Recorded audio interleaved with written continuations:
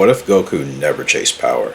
Not in the way that we obviously know him, not as the man who thrives on the thrill of a fight just for the sake of a fight, but as someone who saw strength as means, not an end. And like, what if Goku lived by a true Stoic code, is really what I'm referring to. Because in this version of his life, Goku would train not to win tournaments or unlock new forms, but to discipline his body the same way he disciplines his mind, essentially. He would spend more time in solitude, something I personally enjoy, more time reflecting, something I personally do a lot. He might still fight, but never to prove anything, only to protect, which is my personal code and ethos here, Kaioken Striker.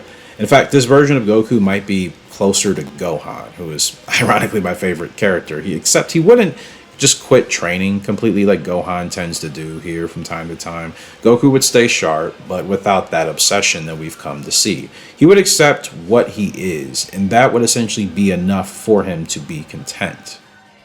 Wealth consists not in having great possessions, but in having few wants. Victus. You see, Goku wouldn't hunger for transformation after transformation after transformation, right? That's what we've had to come used to with his character over our lifetimes. He wouldn't chase the next level, again, for the sake of just chasing the next level, just like the next fight. He would simply just be. That is the essential essence of Stoicism for those of us and those of you that obviously know. And for those of you that may be a little bit more unfamiliar, that's really the basics of it.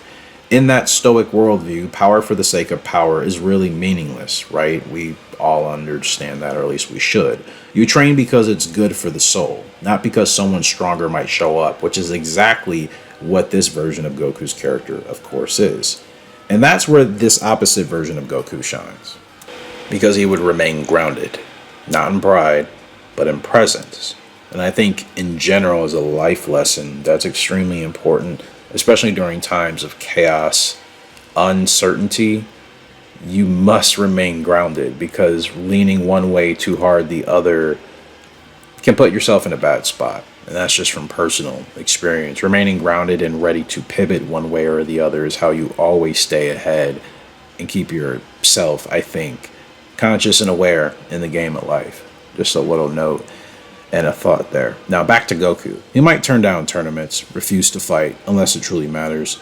And instead of saying, I want to fight strong guys, he'd say, if I must fight, I will.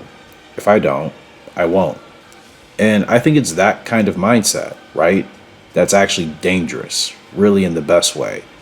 Because then he wouldn't hate or chase, I should say chaos, but when chaos would come, when it would arrive, which in Dragon Ball is once every, couple of weeks, it seems, maybe a couple of days, maybe a couple of years, depending on the timeline, Goku, in my opinion, would actually be unshakable. Because, again, he's not seeking something for the sake of seeking it.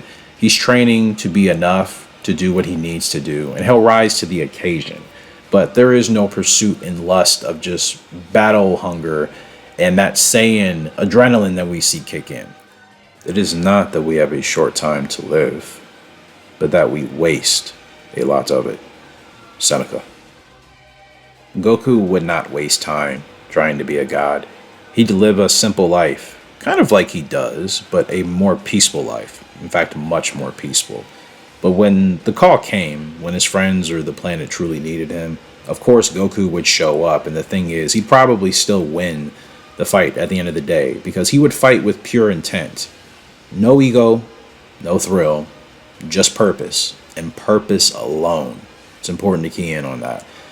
So in that version of reality, maybe Goku doesn't need Ultra Instinct, right? Because he's already mastered what most warriors never touch. In fact, he would have mastered probably what he's training to do now, which is that base form.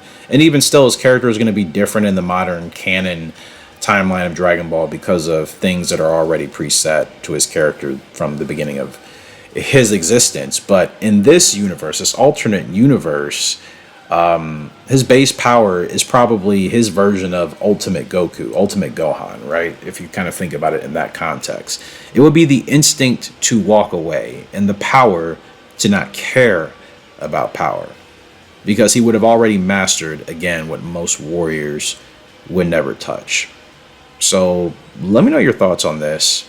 And if you guys want us to dive any deeper into more philosophy related to Goku's character in this way, especially with Stoicism, because I think that's what I was hoping his character was going to have probably post, Cell Saga, potentially, maybe even a little bit before that, but I'll say the Cell Saga when Goku understood the severity of things. And he seems so aloof to people, but that's because they were completely missing the philosophical context underneath of what Goku was obviously foreshadowing for weeks before that moment with Cell, actually. You know what I mean? So, yeah, I think that's funny to keep in mind. I appreciate you guys if you've stayed around. Feel free to let me know your thoughts. I'd love to have a back and forth conversation on this. Don't be shy. We can always have a talk. It's Kaioken Striker signing out. We all have a great and fantastic day. Stay strong. We'll see you later.